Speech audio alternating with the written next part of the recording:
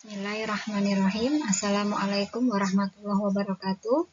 Anak-anakku semua, setelah pekan kemarin kita sudah belajar ya tentang pengertian dari sebuah kelompok sosial itu apa, manfaat dan pembentukannya bagaimana. Hari ini kita akan mempelajari tentang klasifikasinya. Jadi kelompok-kelompok itu bisa diklasifikasikan ya, karena jumlahnya mungkin banyak dan beragam di masyarakat kita bisa mengklasifikasikan mana yang masuk tipe ini, misalnya ya, mana yang primer, mana yang sekunder, seperti itu. Tapi sebelum kita memasukkan dalam klasifikasi tersebut, kita belajar dulu tentang macam-macam klasifikasinya tuh apa saja gitu ya. Nah, ini akan kita lihat di slide berikutnya. Kalian bisa lihat ya, ini menurut Cooley, kelompok sosial itu bisa diklasifikasi berdasar besar kecil dari jumlah anggotanya.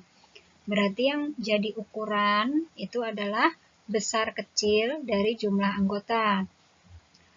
Dibagi menjadi kelompok primer dan kelompok sekunder. Ciri-ciri dari masing-masing bisa kalian baca ya di slide ini. Kelompok primer itu biasanya mereka itu saling mengenal satu sama lain.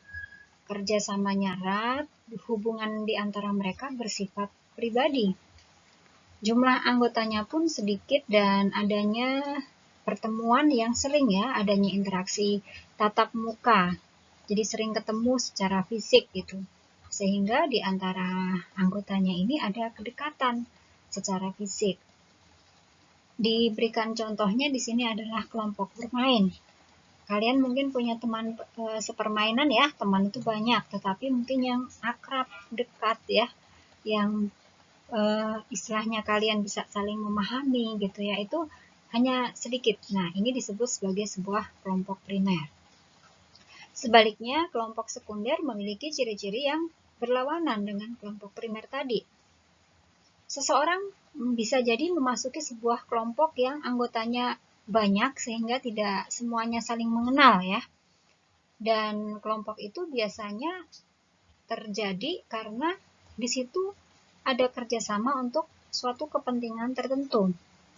Sehingga bisa dilihat hubungan satu sama lain pun sifatnya ya formal gitu dan impersonal. Impersonal itu ya nggak melibatkan hal-hal yang sifatnya pribadi ya, tetapi ini adalah sebuah kepentingan tertentu. Anggotanya sudah pasti banyak dan tidak selalu bertemu, ya, kemudian secara fisik juga berjauhan. Nah, ini ciri-cirinya. Kalau kalian dihadapkan pada sebuah kelompok-kelompok sosial yang ada dan diminta untuk mengklasifikasikan berdasar besar kecil jumlah anggotanya, kalian tinggal melihat misalnya madrasah gitu ya. MAN 1 Kota Tangerang itu kelompok primer atau kelompok sekunder. Kalian tinggal lihat apakah semua anggotanya saling mengenal gitu ya. Apakah anggotanya itu banyak atau jumlahnya sedikit. Kemudian apakah setiap orang itu saling bertatap muka secara rutin. Adakah kedekatan fisik satu sama lainnya. Nah, dengan melihat kriteria tersebut, kalian bisa memasukkan MAN 1 Kota Tangerang itu masuk kelompok primer atau kelompok sekunder. Sudah tahu jawabannya? Ya, oke, disimpan dulu, nanti Ibu akan cek ya.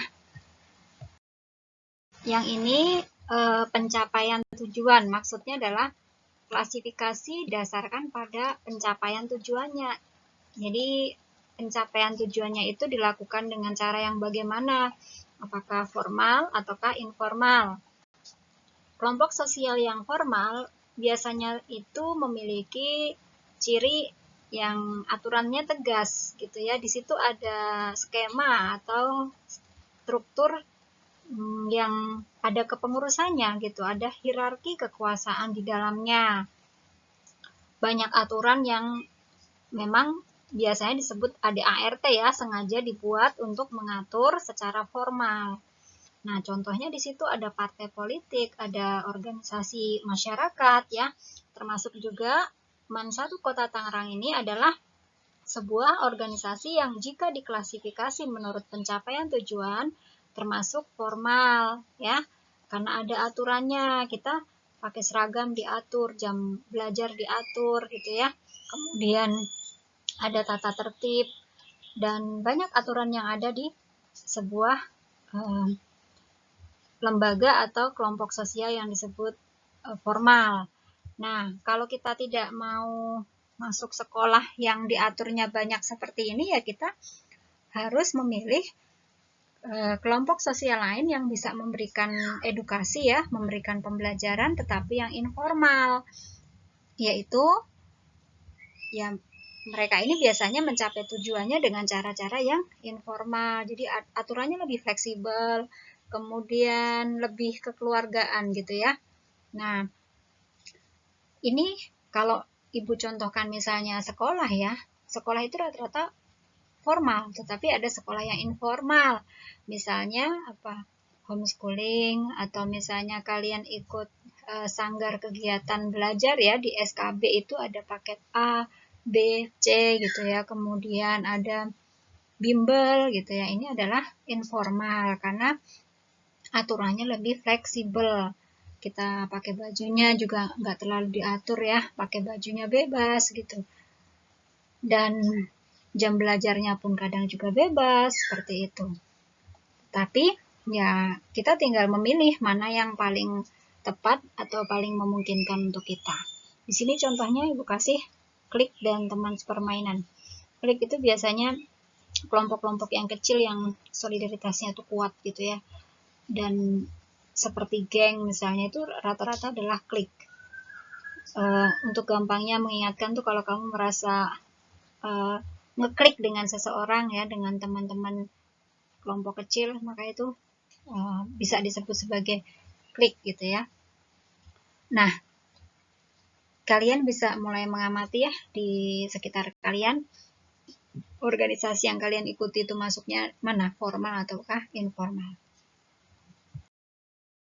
Ya, setiap ahli memiliki kriteria ya, pengelompokan klasifikasi yang berbeda-beda. Kali ini kita akan melihat klasifikasinya berdasar erat atau tidaknya ikatan dalam sebuah kelompok. Ini adalah pendapat dari Ferdinand Tonis ya. Silahkan kalian baca di situ.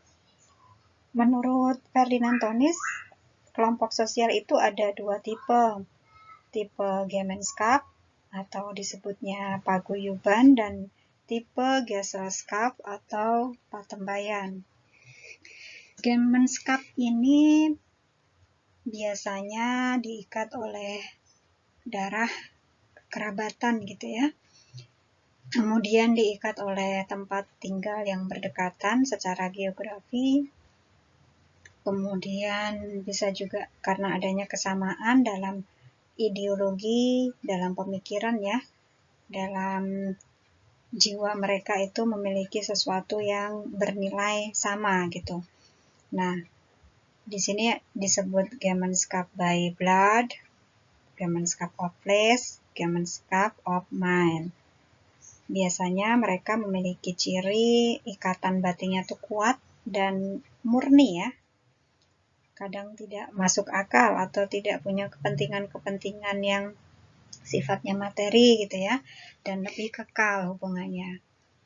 Ini Ibu berikan contoh misalnya adanya himpunan mahasiswa Indonesia yang ada di Mesir, mereka kuliah di sana, kemudian dan membentuk sebuah kelompok ya, ikatan yang mereka ini menjadi solid seperti saudara karena mereka tinggal bersama di negara asing yang mana asalnya berasal sama-sama dari Indonesia walaupun mungkin suku atau agamanya berbeda.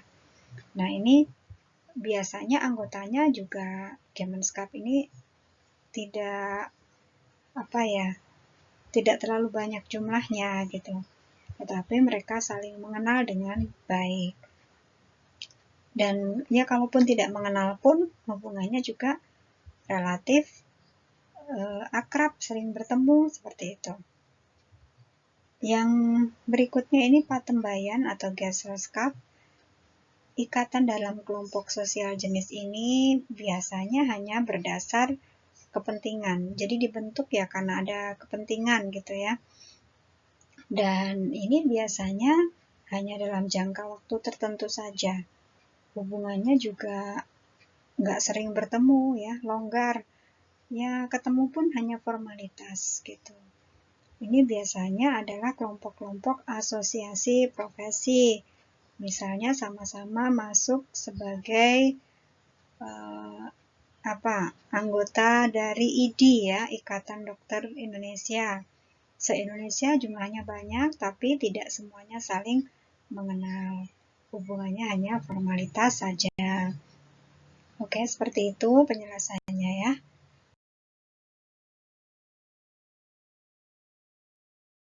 Klasifikasi berikutnya menurut solidaritasnya ya, itu disampaikan oleh Emil Durkheim.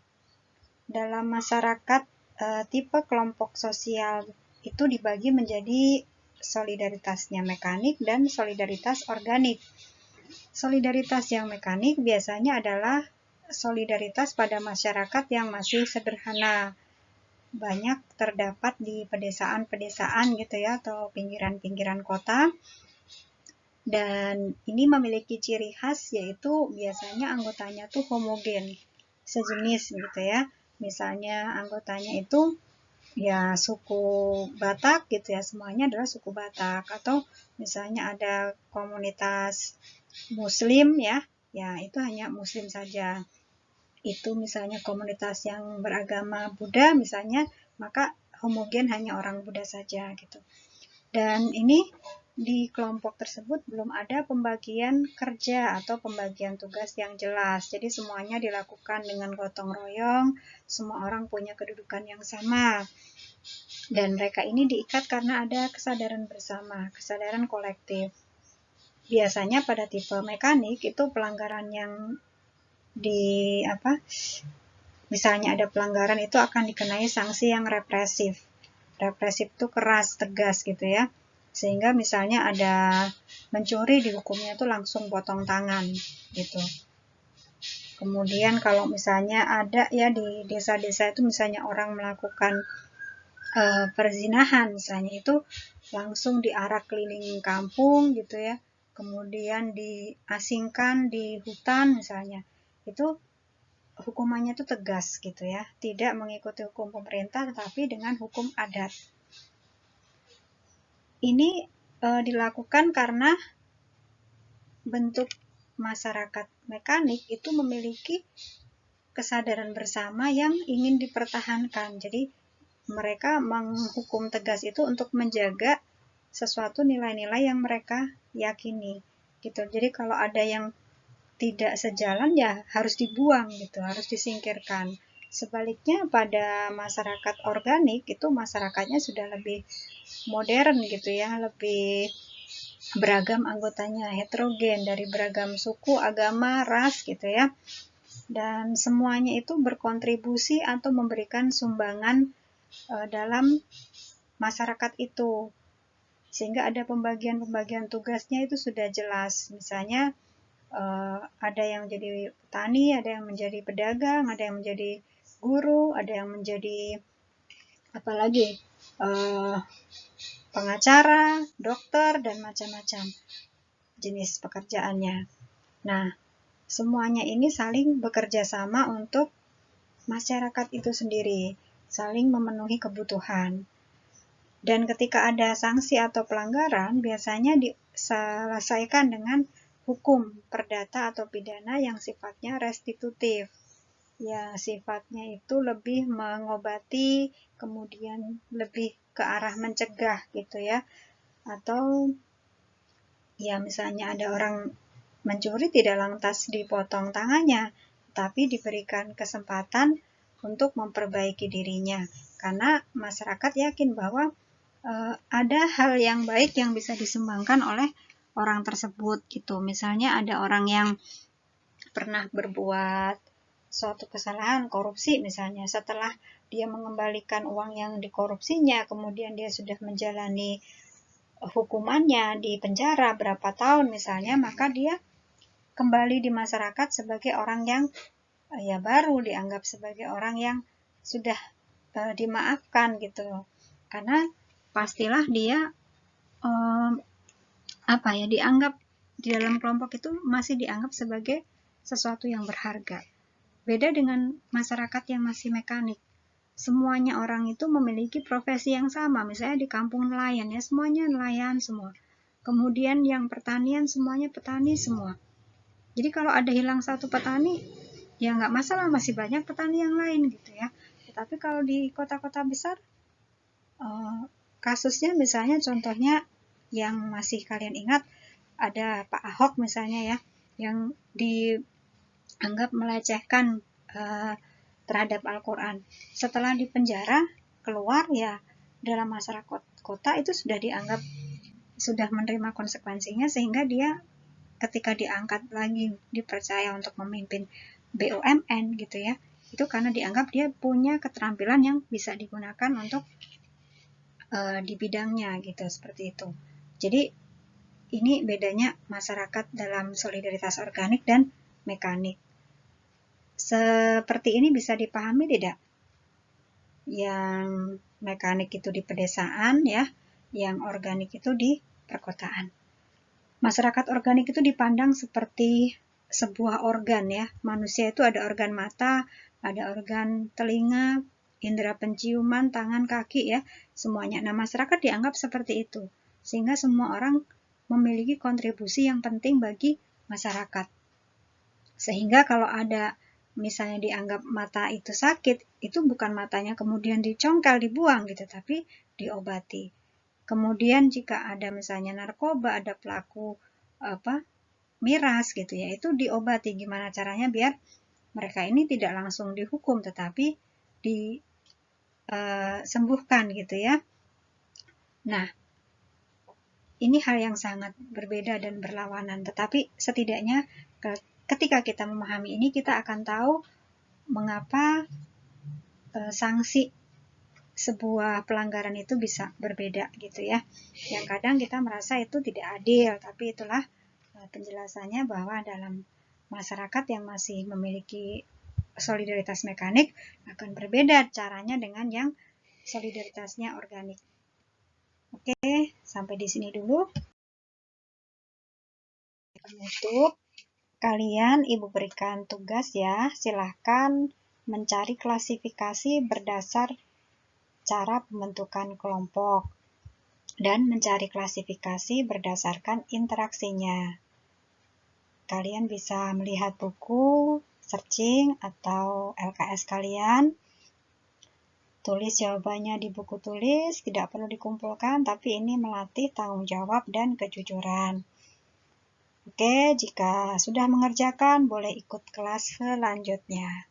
Terima kasih atas partisipasi kalian. Tetap sehat dan semangat. Assalamualaikum warahmatullahi wabarakatuh.